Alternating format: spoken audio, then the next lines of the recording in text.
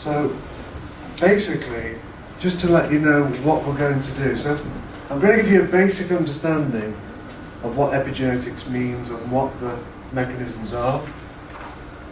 A basic understanding of what the laboratory methods are that generate the data, which helps you know the limitations of what you can and can't do. An understanding of how to use the archived linked data that you'll have access to, because there's lots of things you can do in epigenetics, but you'll only be able to do what you can access. So there's some things you can't do because the data doesn't exist. So we won't cover all the mechanisms of all the methods because they are numerous and they're evolving, because it's an actively growing area to understand how the genome is regulated.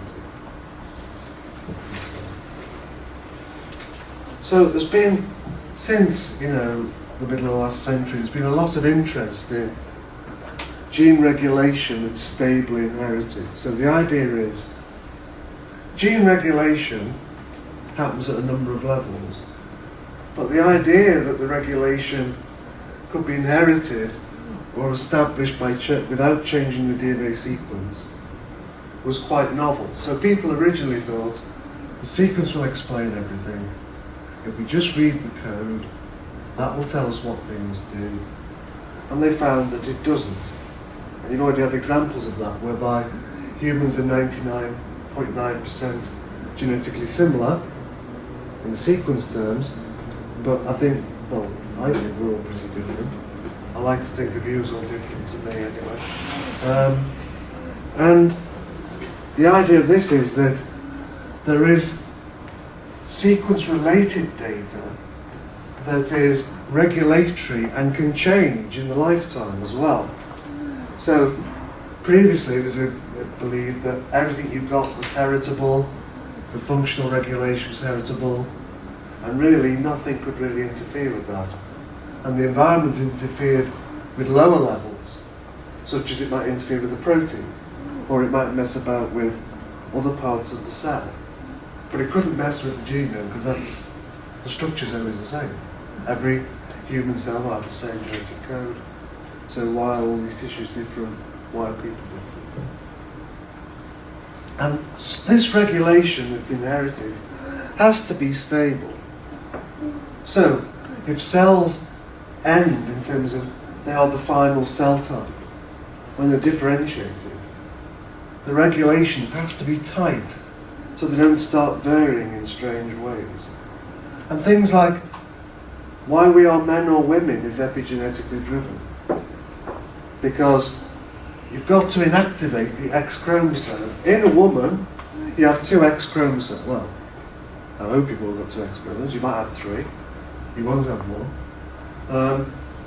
In a man, you have an X and a Y. Now, the Y is smaller. And you'd think, well, that means the X, that could all be translated and things could be done.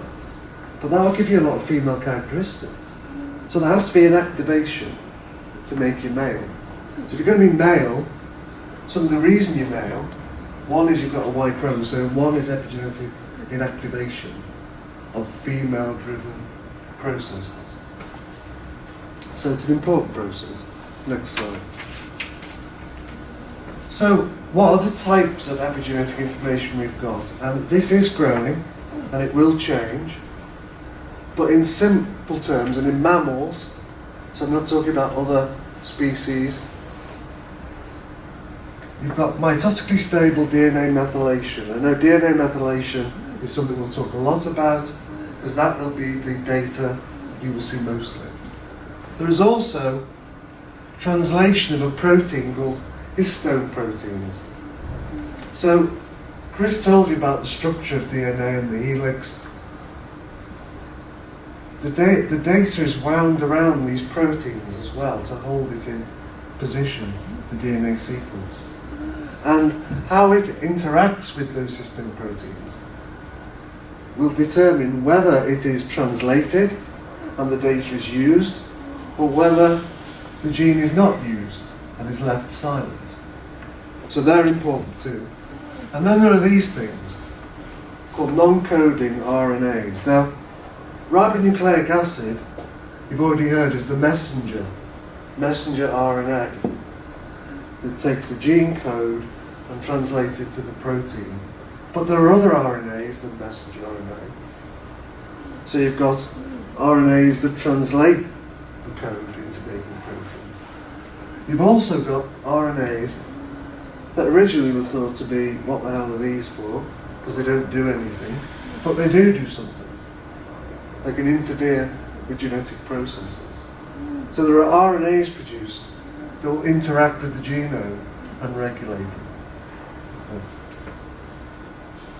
So, that's just a nice little picture of the three processes. So you've got methylation, and we'll talk about what methylation does in a minute. You've got the way in which the DNA is wrapped around these histone proteins, which makes the chromatin, the way that DNA looks in a cell through a microscope. And you've got these different RNA, non-coding RNAs, which can do all sorts of things. They can methylate, they can edit bits of the genome, they can insert bits into the genome, and they can make genome sequences hop around the genome. And you may have heard people talking about bits of the genome that skip around and move around in terms of the genetic sequence. But really, there's all these lovely mechanisms, and they're very, very interesting. But for most of you, you will not have anything to do with them, because we're still understanding the mechanisms of epigenetic regulation. So most of the methodologies that look at what we've discussed are still understanding how it works, which means they're not available to include in survey data because it would be too expensive and too huge an experiment. So a lot of the main funded laboratories who do epigenetic research don't do it to compare against phenotypes or human data. They're doing it to understand the mechanisms. How do these things work? And from that, they make approaches that can be translated into bigger data. So one that has happened is DNA methylation. So DNA methylation is the most studied. And what it is where one of those pieces of nucleic acid has got a methyl group stuck on it by an enzyme, which we'll talk about in a second. And why it's most studied and most available to you is simply because it is the easiest to measure. So don't confuse it that it's the most important. It's like everything. Data is often available because it's what can be measured. It doesn't mean it's what is the best piece of information. So what do we know about methylation? Well, predominantly it happens at these sites. So where you have a C and a G. So they talk about CPGs. You can have it at other sites, other places where it can be based. In the whole genome, we have 10 to the 8 Cs on one chromosome, on one arm of the chromosome. 10 to the 7 are CPGs. So a large proportion of the cytosine residues are next to the guanine. And if a DNA is methylated at these sites, it's called a methylation variable position, or MVP. And that's equivalent to a SNP. So like a SNP is one base, an MVP is the methylation of that same functional unit. I'm going to be talking a lot about these terms because when you look at the data, this is the kind of stuff that you'll be given in terms of usable information. So like I say, there's your cytosine, very happily living alone, enjoying itself, and then one of these three enzymes will shove a methyl group on that arm of the ring. And these are called DNA methyltransferases, because they transfer a methyl onto DNA. So next one, please. And so people are interested in studying those enzymes and where they're distributed. So they're also a place of study. So, what happens when you methylate things? Well, if these enzymes methylate a gene, now this is generally speaking, because it doesn't always work this way, but generally speaking, if you methylate a gene, say its promoter region, the bit that makes it translated, the bit that says, read me, make this thing, tends to be silenced. So methylation tends to be a silencing process, but not always. So you can't assume that methylation of one gene equals stopping it working, but most of the time it does. And therefore, if you don't have methylation of it, the gene will be read. And this is the general principle of methylation suppression, demethylation, activation. And this is largely reproduced in, say, cancer.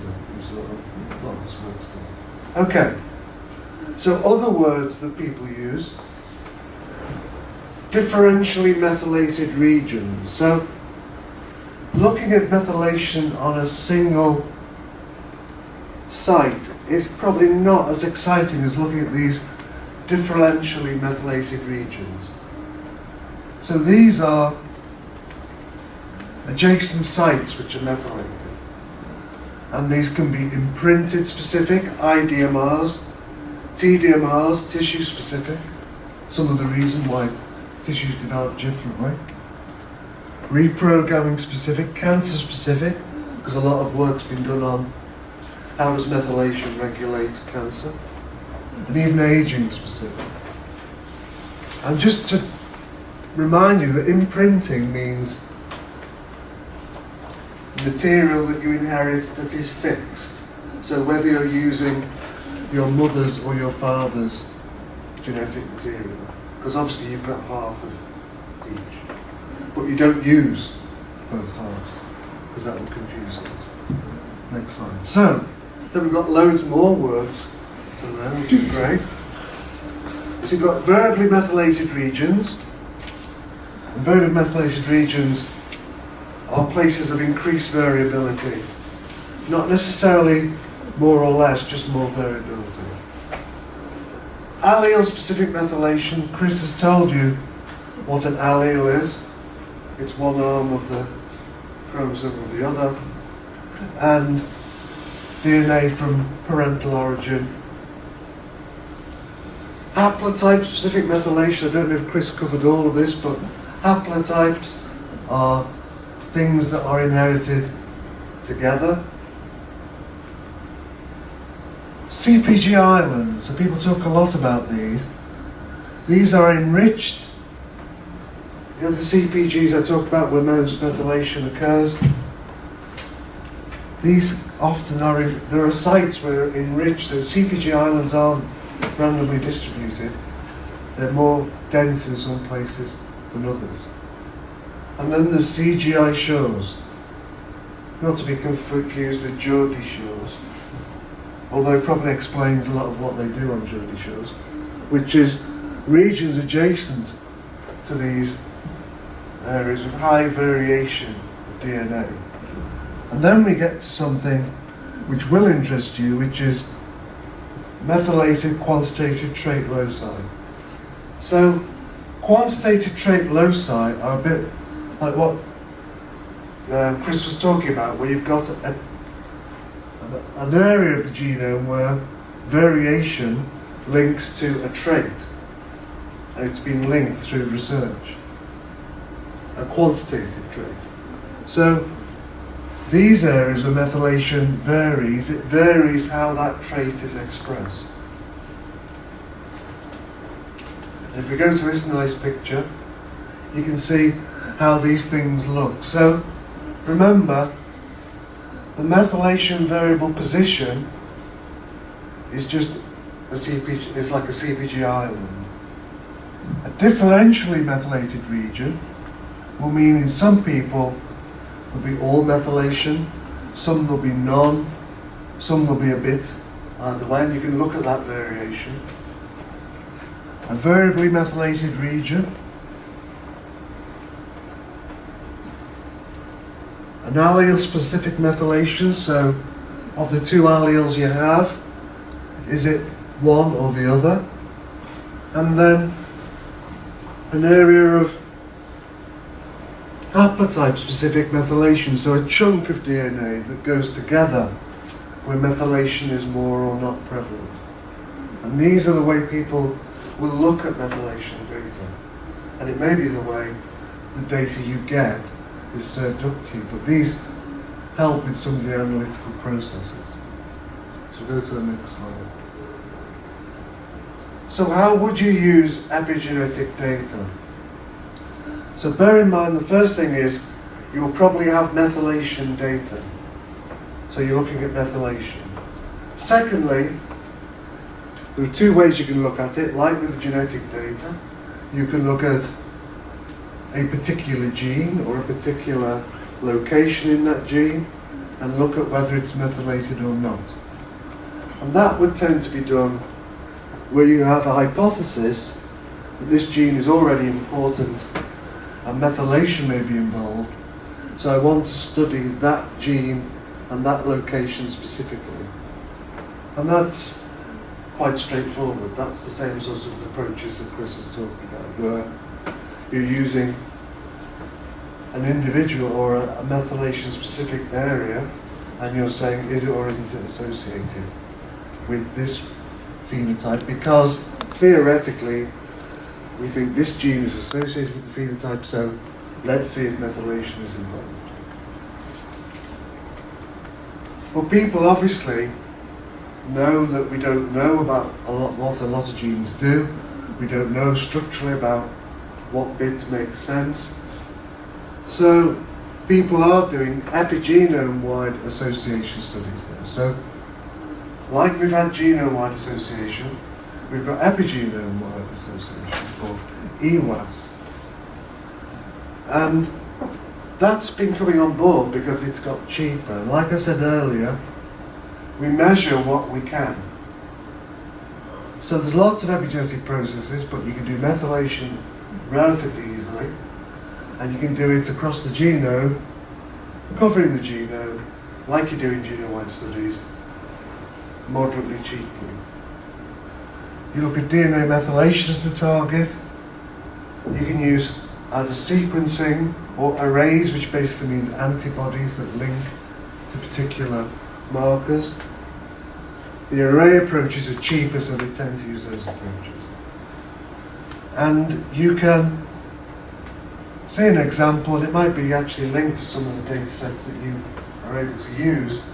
But one commonly used one is this company's chip, which looks at 450 K CPG sites, so it looks just at CPG sites, which obviously are less frequent than sequences themselves, and looks down to the single base level. And obviously, as I said, there are other methods which tend to tackle other forms of methylation which are coming, and I might talk a bit about those later. And then you've got to think about how would you design a study to use epigenetic-wide data. So you've got 450,000 measures of epigenetic methylation. What do you do? And we'll talk analytically about what you do, but the study designs have taken several approaches. So one is the case control in singletons approach, which means, i.e., you're not related to each other. Obviously, many cohorts exist for that data. Most of the ones you will work with have that data. Wonderful. Problem, it's hard to control for environmental and genetic confounders. So when did the methylation occur? Is it related to the phenotype or not? It's quite difficult to control for. Better designs, family studies, You can look at potential inheritance mechanisms of methylation. The trouble is, like genome-wide studies, you need big sample sizes, and there aren't very large cohorts that have family-based pedigrees of genetic data.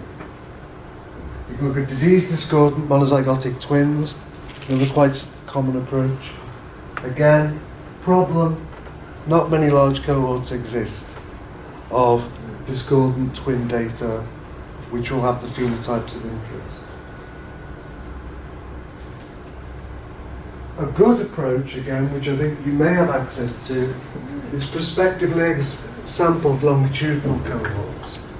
But here, you've got to be careful to separate the before-after period of the longitudinal study. So, how confident are you of the point at which the event that caused methylation occurred?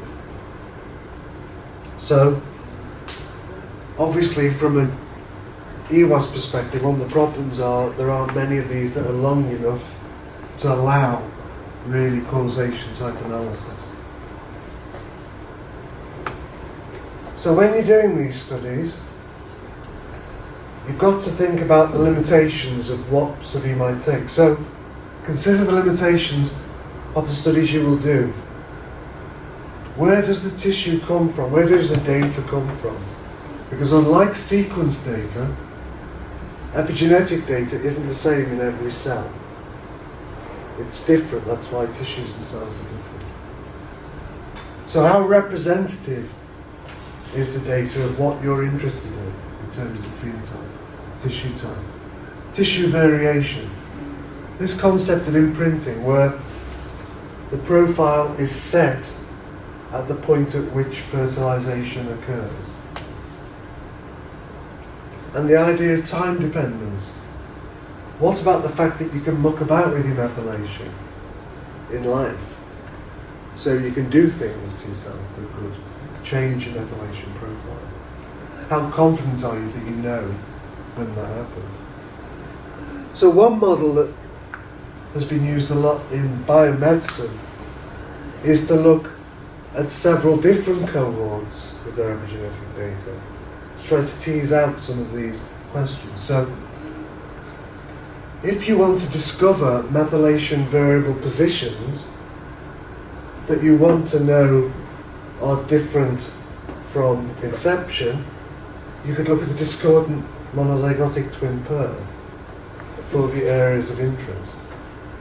And once you've established those to discover variable positions, you could then look at your prospective cohort to look at how these methylation variable positions change before and after disease onset, for example.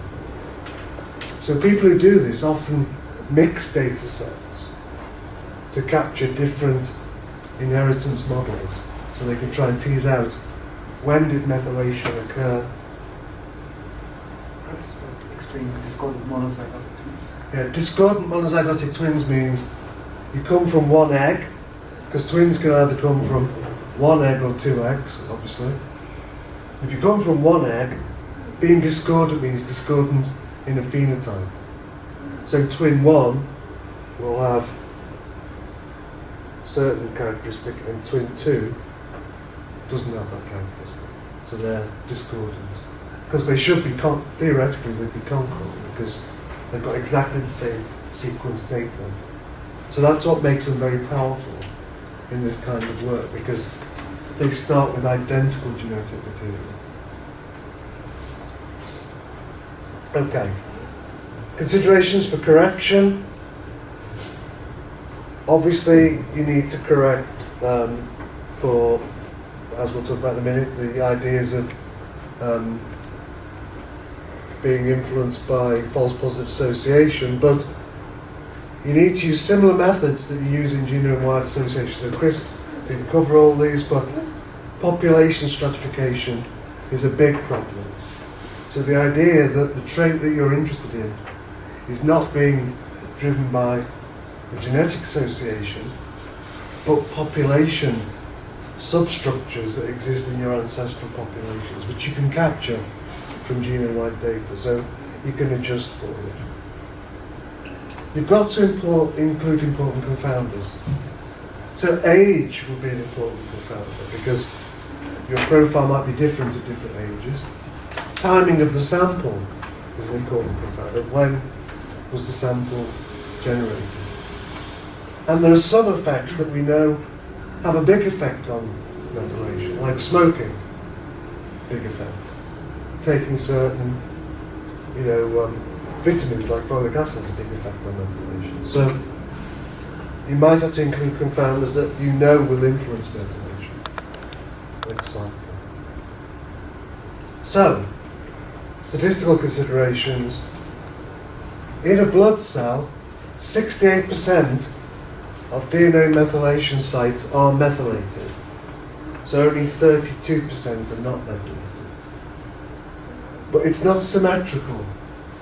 So what you can do if you're trying to power up what you're doing is work out odds ratios, which you can look at the methylation probability for a random strand of DNA for case controls and calculate what's called the methylation odds ratio.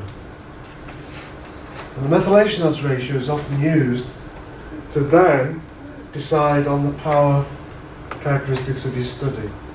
And as you can see, sample sizes steeply go up as you get to weaker effect sizes. And unfortunately, many of the effect sizes, as Chris already said, are going to be quite small. But a lot of people are more generous in epigenetic wide association because A, probably because they know less about it, but secondly, B, because there are less sites. It's not like genome-wide study where you've got every site to consider. You've got less sites. Multiple testing is an issue. If you take the example of the Infinium chip, which is often used as data, again, they will look at significant thresholds for correction by Bonferroni of 10 to the minus 8. So same sort of numbers as GWAS. But other people will use things like false discovery rate calculations or permutation testing. But most will still use Bonferroni because it's quite straightforward. And what do you do when you've got your results, like Chris said before?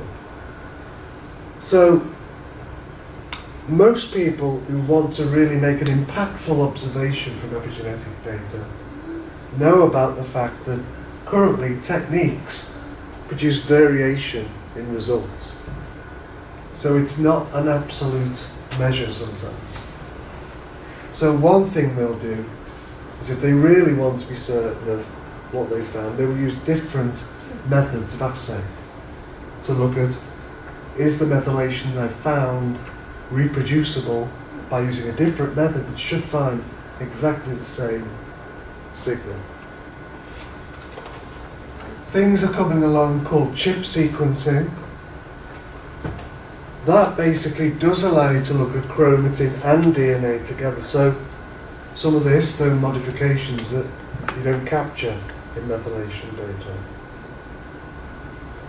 But again, it's expensive and unlikely to be used in large survey data. People are using antibodies to the methylation mechanisms, the machinery, to look at how they function.